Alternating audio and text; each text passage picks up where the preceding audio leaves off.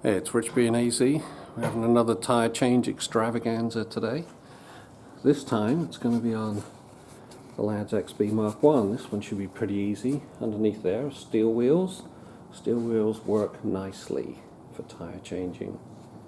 This is a favourite jacking point right on the suspension spring, because it just takes it right up.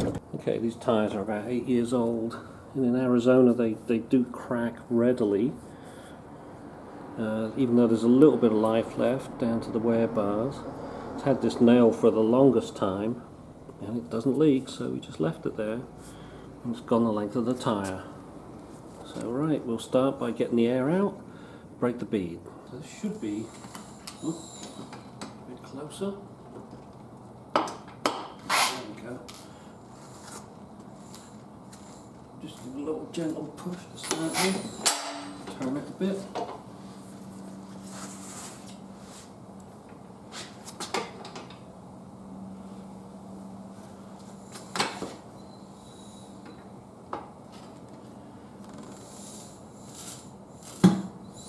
Working your way around.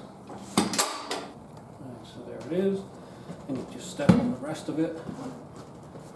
And it pushes it off the bead. And we'll flip it and do the other side. Right, so I'm just going to slip that up. This goes into one of the holes. I'll help line it up.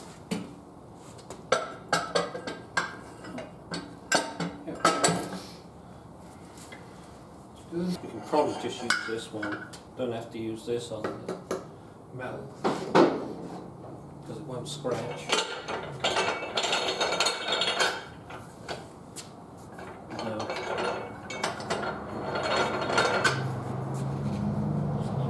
Tweak from the bar, which just makes sure it's held down snugly. So I've got to hook the tyre. We've got this placed on. Got a couple of the drop center plastic tools in. Makes it a lot easier. So now we just got to hook the tyre, bring it up and over. Then I've got to put in my bead stopper if it will fit. It's not going to fit right now, so we'll move it a little bit.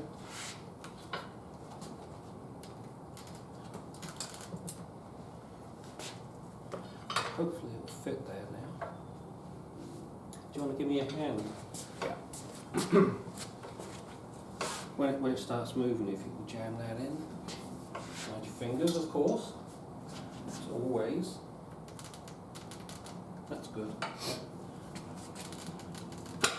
No, that's all we've got to do is just get that with the tape in. This should come out. Yeah, don't. There we go.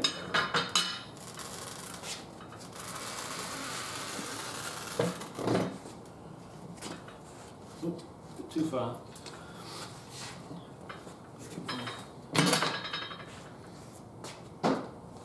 So the tool out, just walk it round, pull the other one out, done. One done. Actually you have to fish up the second side, pull the bead up and over, then we're off again. Oh. Let's put in the, oh, you got it in your hand. Put in the bead stopper to stop the bead chasing you around. And we're off. And it's working. Let go of everything. And there it is. Pretty easy. Just remove the old valve stem. Apparently you're supposed to be able to just cut them off. If I had a sharp knife, it'd be great.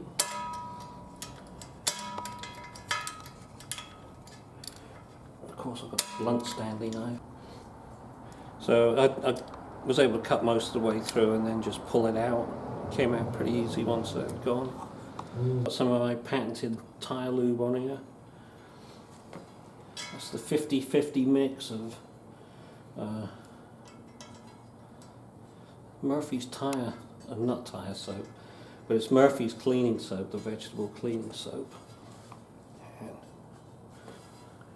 we should be able to just pull that sucker right in. There it is. it's in. So we're just checking the hub to find the heavy spot on the hub. I think it's pretty close to the valve. You can see the laser line is coming over the top here. I'll just move it by hand. You can see it on the front where the laser hits it. So I'm pretty sure it's actually going to be very close to where the valve is. Where this is getting almost semicircular, just a little bit more. Yeah, right about there. It looks like it right there. So I'll mark that with a bit of tape, and then we'll line up the yellow dot on the tire right there, and that should be helpful with the least number of balance weights. Okay, I've just been around making sure that this tapered bit here is nicely lubed. Just go all the way around, soak it up. That way the tire will slide over that bit easily when it comes to time to pop in the beads on. Now we're going to, this is the inside of the tire, because the other side has the date code. Go around there, on. I'm going to do the inside, the opposite side. Get some soap on there. Right.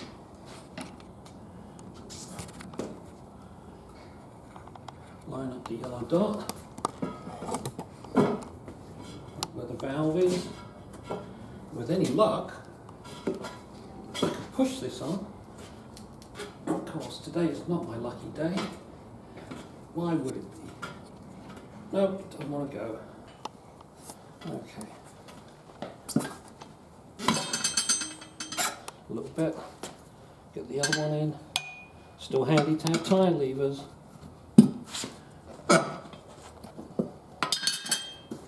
Push. Go. No, you don't want to go?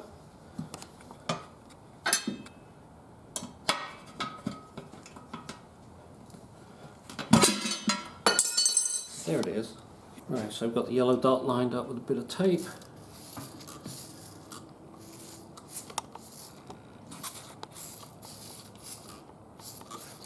Okay, so I've still got the yellow dot lined up with the tape. I've got a tire depressor thing in to get it so it'll come into the drop center. We'll start here. The real guys actually put it up over the top of this. Just put a bit of lube on there because it will work on both sides.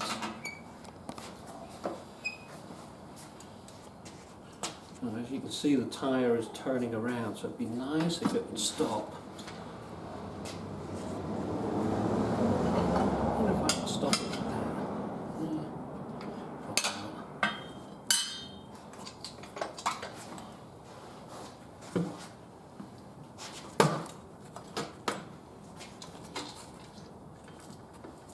This is where it gets tight.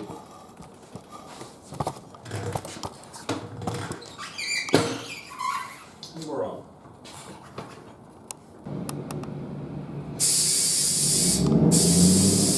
Uh-oh, that means beads aren't seated properly. I may be able to just tweak it a bit by giving it a little pull.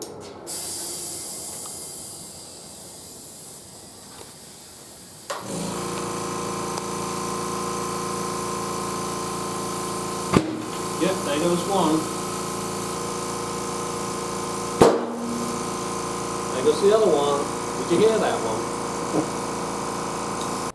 Okay, so I'm lowering the laser line. I'm going to see if I can hit one of the edges on one of the tire grooves.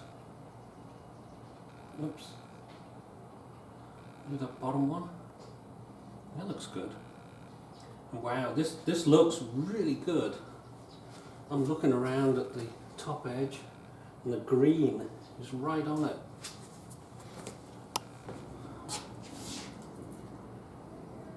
So I'm going to put 1 1/4 ounce balance weight on the opposite side.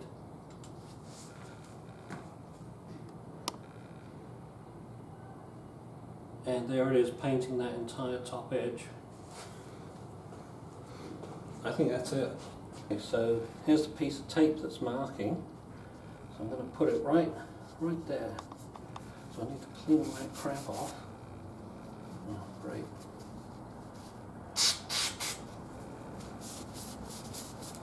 Make sure that the stick-on weight actually sticks.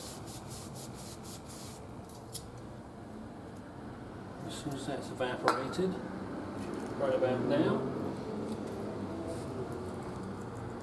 put that one weight on, right about there. Now I'm putting it here because it's roughly where the CG of the tire is.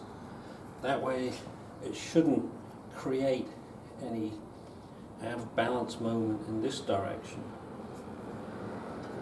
which you can do if you're using rim weights, and you can get a vibration. Even though it's statically balanced, if you've only just got one rim weight on, it can be out of balance and you won't notice it until you're moving. That's why it's called dynamic imbalance. Right. That's close enough. Hubcap on. This one's done.